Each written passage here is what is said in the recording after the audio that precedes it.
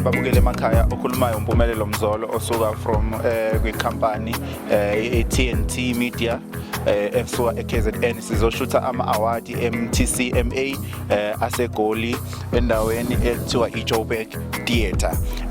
Sizowenza umsebenzi omuhle bahle ke abantu la esibaficayo bagezile ingepho hayi uyasaba mntanami kuhle kakhulu so sizowenza umsebenzi wethu ngendlela yethu eseqopheleni eliphezulu enzoyijabulela kakhulu babukele emakhaya siyabonga.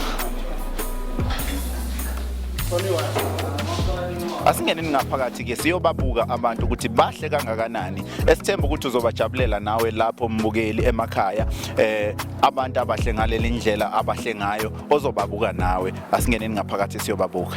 Sanibonani nonke sanibonani asike shonini sonke lapha endlini sithi Mtcma ayeye ayanginizwa kahle ngithi asike siphindeni bakwethu sithi Mtcma ayeye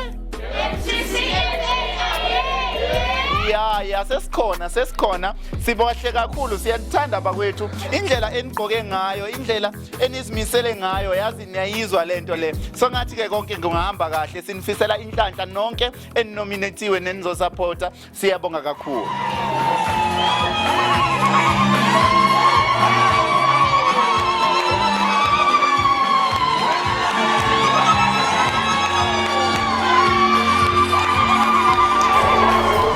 Khona la babukeli ngaphakathi sizobona abantu abahle njengoba sibabona nje bahle kakhulu abantu sesifikile ke konakele kakhulu okuzokwenzakala ngaphakathi izimanga zodwa ezizokwenzakala ngaphakathi njengoba sibabona abantu bebahle ngalolu hlobo iTNT ke media seyifikile izokwenza edume ngakho siyabonga. Mfowethu isiminyaminya siyabona kuminyene osiminyaminya awusichazele mfowethu ukuthi njengoba wena umuhle kangaka uze ngani la kwenzakaleni ungubani?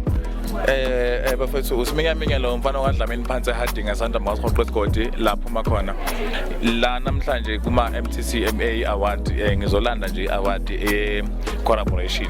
Kwenze njani lana abantu babahle kangaka kwenzakaleni bakwethu yiwo ama Mtcma awards lawa esize ngawo lana bahle kakhulu ke abantu esibabonayo asazi ke iyozala nkomoni bakwethu sesikhona sesifikile njengoba nani senifikile senikhona bakwethu sanibonani siyanibingelela nonke esenifikile.